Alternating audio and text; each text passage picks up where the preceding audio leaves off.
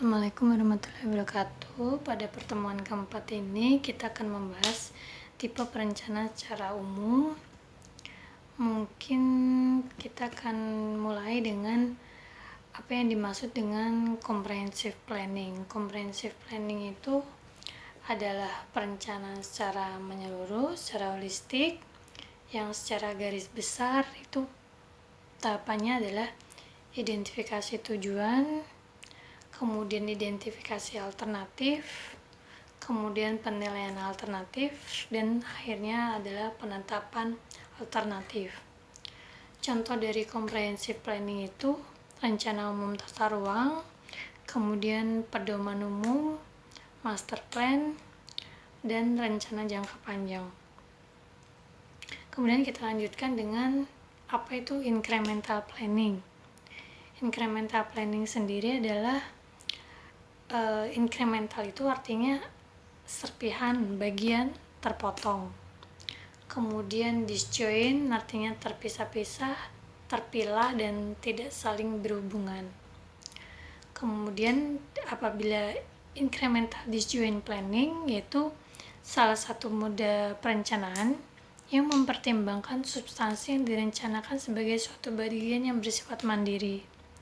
Jadi incremental planning itu mengambil aspek tertentu, tema tertentu yang dibuat suatu dokumen perencanaannya secara mandiri. Sifat dari incremental planning itu adalah bersifat terpisah-pisah atau incremental. Kemudian tujuan dan sasarannya bersifat praktis, pragmatis. Kemudian tujuan dan sasarannya terukur. Memandang suatu bagian rencana sebagai bagian yang berdiri sendiri. Kemudian lebih rinci bentuk perencanaannya. Jangka waktunya relatif pendek karena hanya membahas atau menangani aspek-aspek tertentu. Dan hasil dari perencanaannya tidak menghasilkan rekomendasi akhir karena proses perencanaannya hanya bersifat terpisah-pisah. Nah,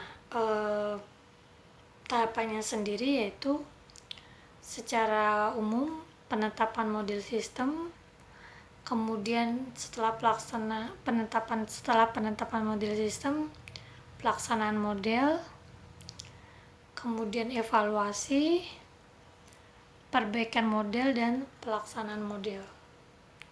Apa saja contoh incremental disjoint planning? Contohnya adalah rencana teknis tata ruang, pedoman teknis, rencana pembangunan tahunan, dan rencana jangka pendek. Kita lanjutkan ke rational planning. Apa itu rational planning? Rational planning adalah konsep perencanaan yang sederhana, berorientasi pada pencapaian tujuan, kemudian perencanaan sebagai proses untuk memilih alternatif-alternatif yang telah disediakan guna mencapai tujuan dan memaksimalkan peluang yang ada. Tahapan rational planning sendiri adalah penyusunan daftar alternatif-alternatif tentang alternatif-alternatif perencanaan tersebut, kemudian melakukan proses analisis, kemudian identifikasi konsekuensi, peluang, kendala dari masing-masing alternatif yang telah ditentukan, kemudian pemilihan alternatif yang terbaik yang meminimalisir permasalahan, meminimalisir kendala, kemudian meminimalisir kelemahan-kelemahan yang ada. Kemudian selanjutnya mix scanning planning.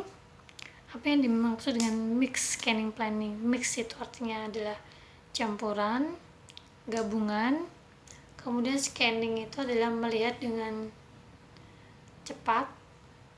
Dan mix scanning planning secara keseluruhan itu adalah perencanaan yang menggabungkan antara elemen-elemen yang terdapat dalam rational planning dan incremental planning.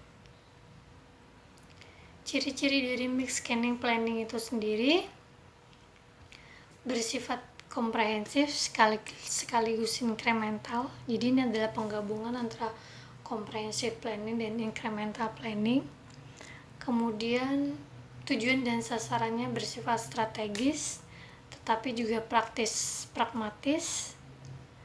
Selanjutnya terperinci, detail dan teknis.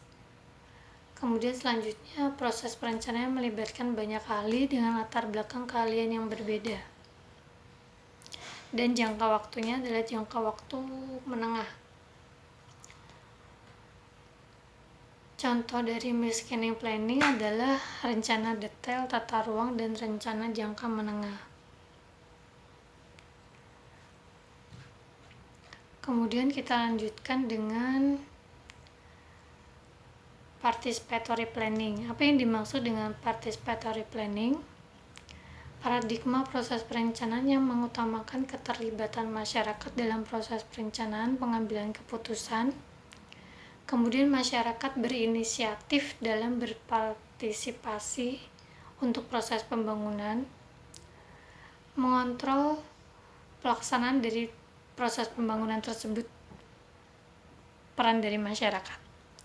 Kemudian incremental planning dan comprehensive planning memerlukan pemahaman dan pengetahuan mendalam perencanaan, sedangkan stakeholder perencanaan berasal dari latar belakang tingkat pengetahuan yang berbeda. Kemudian proses dan hasilnya lebih terarah karena kesepakatan dari stakeholder.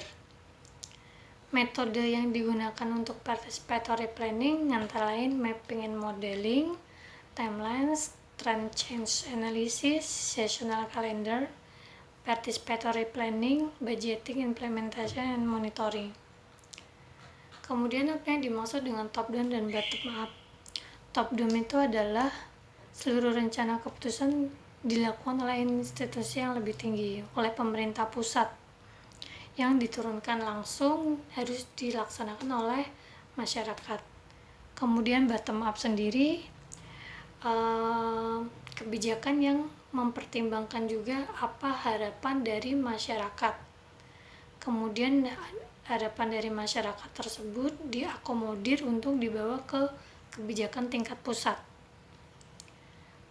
Sekian video kali ini. Wassalamualaikum warahmatullahi wabarakatuh.